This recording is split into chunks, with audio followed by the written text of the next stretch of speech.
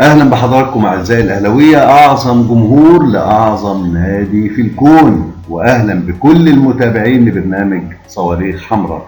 هنتكلم كده كأن بسجل برنامج اذاعي. انا عارف ان مساله انك تتابع فيديو صوتي فقط بتبقى عمليه ممله، وعارف ان المحتوى بيبقى محتاج لماتيريال مرئي. انا مستوعب الكلام ده كويس، لكن خلونا نتكلم مع بعض، لان مش هينفع، مفيش وقت ان انا اعمل فيديو بالشكل ده.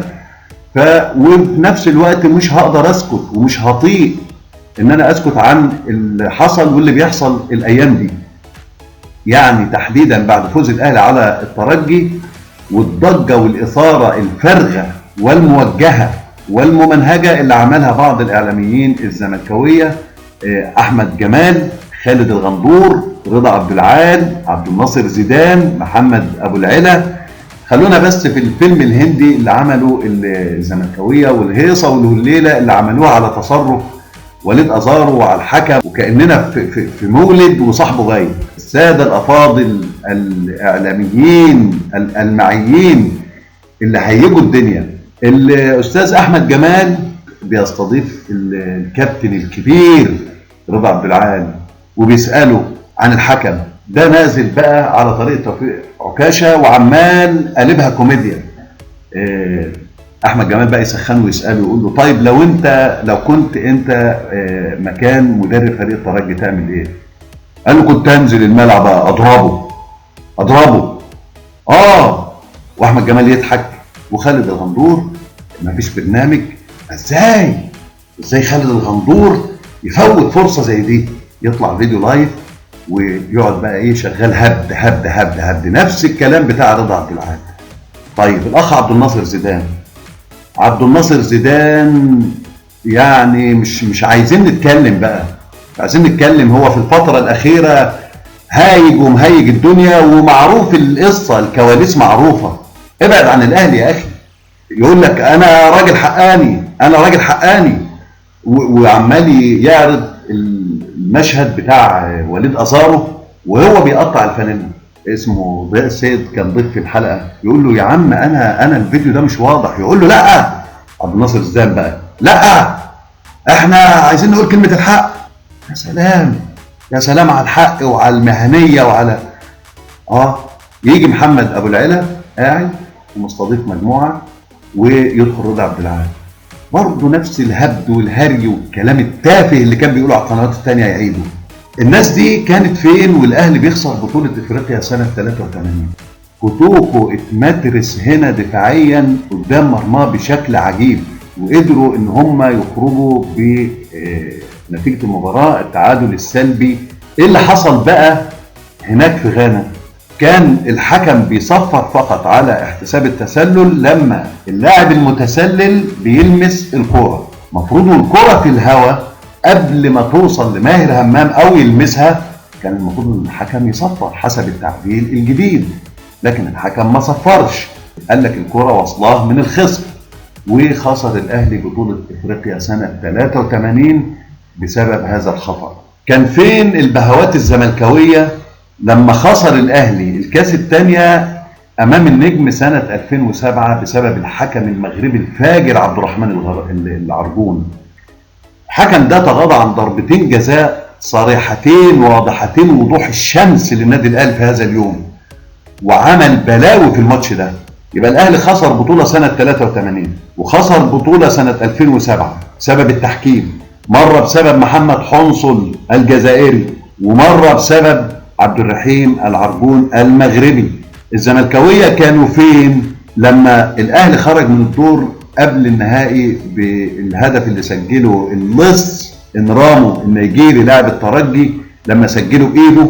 يبقى انت كده راح منك البطوله سنه 83 وراحت منك البطوله سنه 2007 وخرجت من الدور قبل النهائي بهدف انرامو بسبب الحكم المرتشي الفاجر الثاني ده اللي اسمه لمبتي ده. وثلاث بطولات يفقدوا من النادي الاهلي. وفين البيض لما اتلغى اهداف لمروان محسن ومؤمن زكريا؟ انا عايز اعرف ايه كميه الحقد والغل والسواد اللي عند الناس دي. يعني هو عشان فريقك واكسك تيجي انت ترمي همك وسوادك على الاهلي. عموما خلونا نطوي صفحه اعلام البيض. ويا جماعه انا لما بقول البيض اقصد اقول يعني ان الناس دي بتنتمي للفانيلا البيضاء، يعني عشان ما حدش يفهمني صح. اعلام البيض للاساتذه احمد جمال ومحمد ابو العلا وخالد الغندور ورضا عبد العال والاستاذه شريهان والاستاذه زهزهان والاستاذ بغبغان العالم دي كلها هنطوي صفحتهم دلوقتي، والاستاذ عبد الناصر زيدان يلا عشان القافيه تمشي. هنطوي صفحتهم النهارده، بس انا راجع لهم تاني ان شاء الله. خلونا بس نتكلم في وليد ازارو وايقافه.